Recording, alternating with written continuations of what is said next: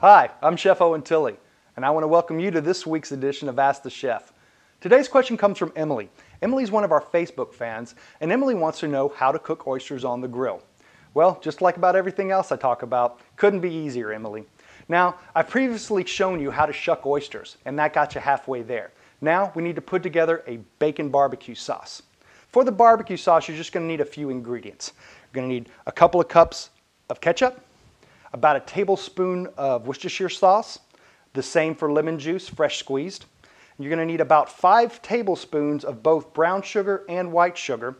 Also going to need a half a tablespoon of each cracked black pepper, ground mustard powder, and onion powder. Then we're going to need about a cup of water and finish it off with 4 strips of applewood smoked bacon. So let's get it started. I'm going to turn my fire on. All right, and we're going to put it on about medium-high. Now we're going to add in all the ingredients.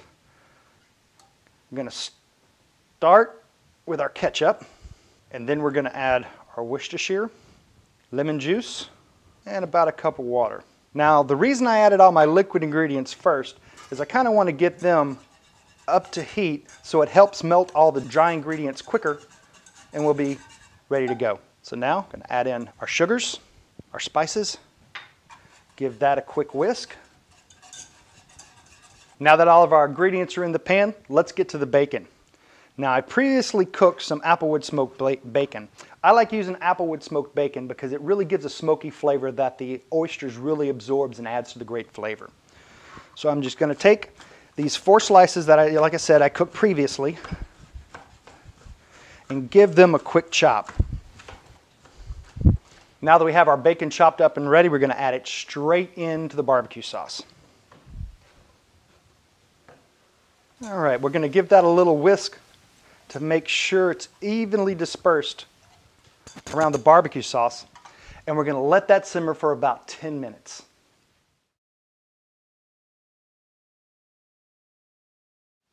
Okay, now that our barbecue sauce is ready to go, we've shucked our oysters, let's head out to the grill and get started. Okay, now that we have our shucked oysters and the barbecue sauce that we made earlier ready to go, let's get the oysters on the grill. And advise you to use tongs just to save those knuckles from getting any kind of burns. So, and you can hear they're starting to sizzle already. Now, one thing is, it's best to group your oysters together. Just so it makes it easier to sauce and makes it easier to manage instead of spreading them out everywhere. So now we're going to put on the bacon barbecue sauce that we made. Now it's important, once you put them on, to immediately ladle on about a tablespoon of sauce onto each oyster. Doing that just like that.